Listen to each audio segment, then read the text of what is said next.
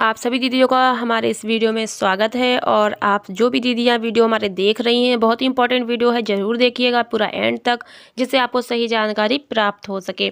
आज की वीडियो में हम आपको बताने वाले हैं कि ग्राम संगठन की उप समितियाँ क्या होती हैं और उप समितियों में जुड़ने के लिए दीदी की क्या योग्यताएँ होनी चाहिए, और साथ ही उप समितियों में जुड़ी दीदी को क्या कोई मानदेय भी मिलता है, कितना मिलता है, ये सारी जानकारी आपको बताऊँगी इस वीडियो के माध्यम से।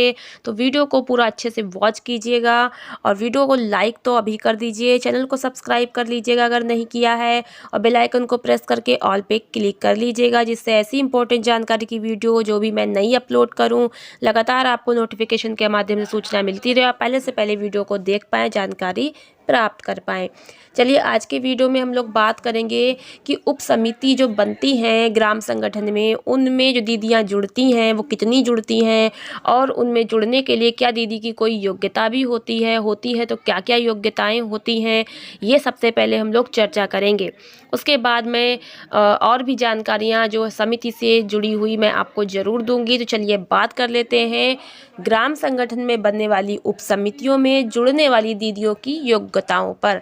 तो उप समिति की दीदियों की योग्यताएं, तो यहाँ पर सबसे पहले हम लोग बात करेंगे कि जो भी दीदी है वो एक आदर्श समूह की सदस्य हो, यानी समूह की दीदी होनी चाहिए। समूह की दीदी होगी तभी तो ग्राम संगठन में होगी, तो समूह की तो होगी ही दीदी, लेकिन एक अच्छे समूह की दीदी होनी चाहिए जो पंचसूत्र का पालन कर रहा हो, बढ़िया समूह चल रहा हो, सभी दीदियाँ आपस में सहयोग से मीटिंग वगैरह करती हों, और कम से कम कक्षा 7वीं पढ़ी हो। ठीक है, अनपढ़ होगी तो काफ़ी समस्या हो जाएगी, और 7वीं तो पढ़ी होनी चाहिए। लेकिन अब यहाँ पर कोई दीदी ये भी प्रश्न करती है कि उप समिति में सभी दीदियाँ 7वीं नहीं पढ़ी हैं तो क्या करें, तो इस पर भी मैं चर्चा करूँगी आगे। अभी मैं यहाँ पे जो योग्यताएं हैं वो बता देती हूँ। तो आदर्श समूह की सदस्य होनी चाहिए दीदी, कक्षा 7 पढ़ी होनी चाहिए, समूह में 95% भागीदारी हो, यानी जिस समूह में वो जुड़ी है उसमें 95% वो बैठकों में भी आती हो, रूल नियम का पालन करती हो, पंचसूत्र का पालन करती हो। ठीक है, ऋण अगर उसने लिया है तो वापसी किया हो, काफ़ी कुछ जो है समूह से रिलेटेड अच्छा उसका जो है कारोबार रहा हो। और आगे है कि जिम्मेदार हो और समय देने वाली महिला हो। ऐसा ना हो कि मीटिंग लग गई और वो बोले कि अभी मेरे पास टाइम नहीं है, हम थोड़ी देर में आएंगे, या मीटिंग में आई हैं तो जल्दी जल्दी जाने की भी पड़ी है, अपने काम को अच्छे से नहीं करें। क्योंकि जिस तरह अधिकारी काम करते हैं उस तरह आप भी एक अधिकारी की तरह ही अपने को समझिए, ताकि जिम्मेदारी से उस काम को कर सकें। आगे बात कर लेते हैं कि जो उप समितियाँ बनती हैं उसमें दीदी कितनी होनी चाहिए और उनको क्या क्या लाभ मिलेगा।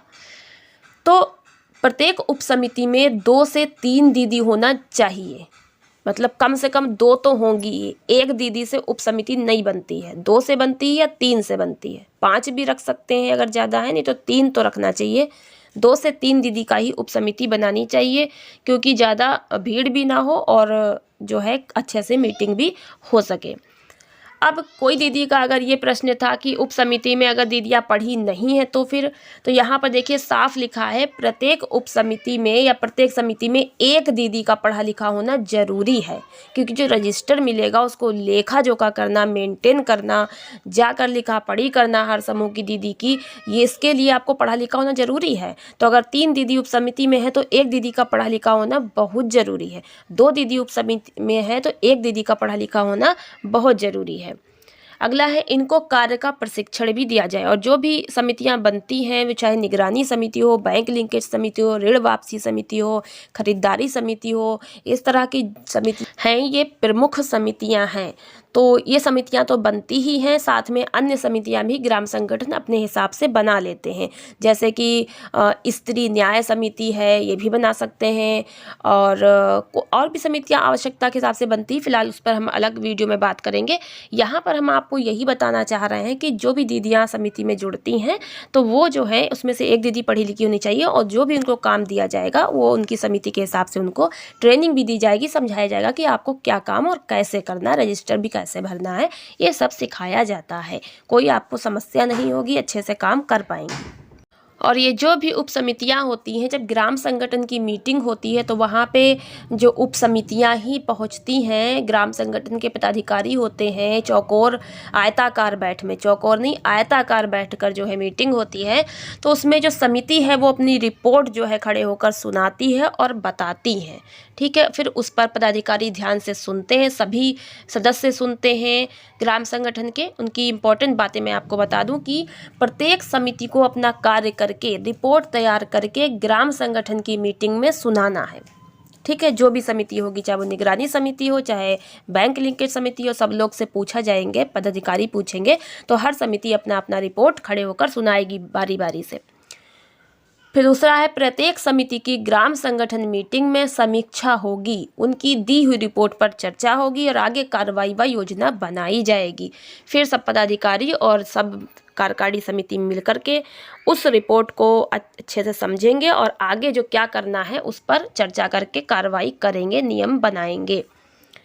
आगे है कि फेडरेशन की नीति के अनुसार इनको यात्रा भत्ता व मानदेय दिया जाना चाहिए। जी हाँ, जब ग्राम संगठन आपका अच्छा चलेगा, फंड वगैरह आ जाएगा, उस पर अच्छा ब्याज मिलेगा, जब आप अच्छा कार्य करेंगे तो आगे फेडरेशन की नीति के अनुसार आपको कुछ न कुछ मानदेय भी देने का प्रावधान किया जाएगा और यात्रा भत्ता भी देने का प्रावधान किया जाएगा।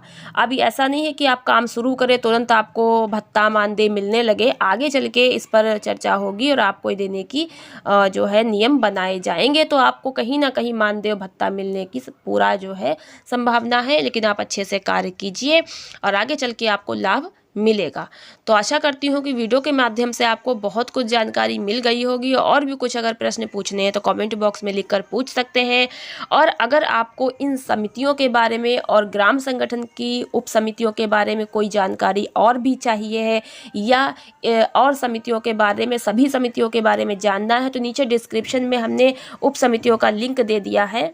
उस लिंक पर क्लिक करके आप उप समितियों से रिलेटेड बहुत सारी वीडियोस देख सकते हैं और अलग अलग उप समितियों के बारे में अलग अलग वीडियोस भी मैंने बनाई है, चाहे वो घरेलू हिंसा समिति हो, सामाजिक समिति हो, निगरानी समिति हो, बैंक लिंकेज समिति हो, और जो नहीं और बहुत सारी जानकारी आपको उसमें मिल जाएंगी। अगर आप ग्राम संगठन के बारे में जानकारी प्राप्त करना चाहते हैं तो उसका भी लिंक मैंने नीचे डिस्क्रिप्शन में दे दिया है। उस पर क्लिक करके आप ग्राम संगठन के बारे में पूरी जानकारी प्राप्त कर सकते हैं कि ग्राम संगठन कैसे बनता है, कौन दीदियाँ उसमें जुड़ती हैं, पूरी जानकारी आपको मिल जाएगी। और साथ ही आपको नीचे समूह का भी प्लेलिस्ट का लिंक मिलेगा, समूह से रिलेटेड आपको बहुत सारी जानकारी मिल जाएगी।